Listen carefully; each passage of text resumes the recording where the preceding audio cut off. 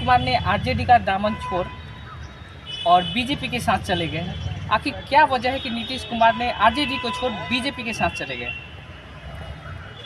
BJP में जाने का एक ही मकसद है कि माननीय तेज प्रताप यादव जी और माननीय राजद के सुप्रीमो लालू प्रसाद यादव जी के जो काम हो रहा था बिहार में, जो बेरोजगार को रोजगार दे रहे थे, उनसे भयभीत होकर वह देखें कि यह जे कम एज में जितना नियोजन पत्र और जितने भी नौकरी, जितना रोजगार तेजस्वी यादव दे रहे हैं, उनकी उपलब्धि हो रही थी और इससे वो डर गए।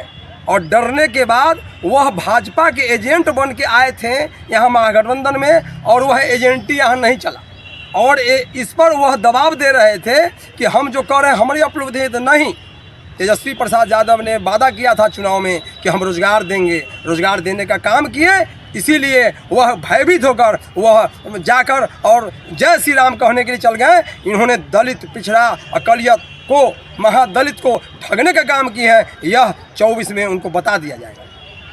क्या नीतीश कुमार ऐसा सोचते हैं कि कहीं न कहीं तेजस्वी एक लोकप्रियता उनकी बढ़ी जा रही थी, उस लोकप्रियता को कम करने के लिए कुछ लोकप्रियता से घबरा गए नीतीश जी? लोकप्रियता इतना बढ़ गया तेजस्वी जी का, लालू जी का, महागठबंधन का, कि वह घबरा के देखे कि अब हमारी यहाँ नैया डूबो जाएगी और हमारा उपलब्धि खत्म होने जा रहा है। इसीलिए वह डर के मारे भाग गए। वह जानबे करते हैं, पलटू चाचा सब नाम रखे हुए हैं।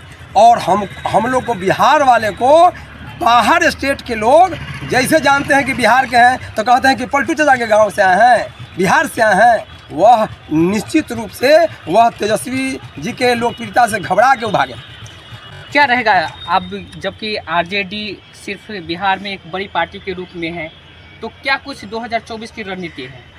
2024 में महागठबंधन 40 में 40 सीट जीतने का दावा करती है और हम लोग जीतेंगे, क्योंकि इनके जाने के बाद यहाँ दलित, पिछड़ा जी ने नौकरी दिया है। इसके चलते किसी भी सूरत में हम किसी को देखे नहीं हैं कि किसको मिला नहीं मिला।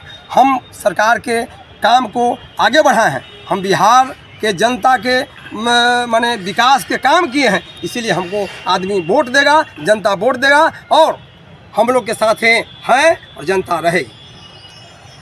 तो अभी आप सुन रहे थे, हमारे साथ जुड़े हुए थे राजद के नेता बलेंद्र दास।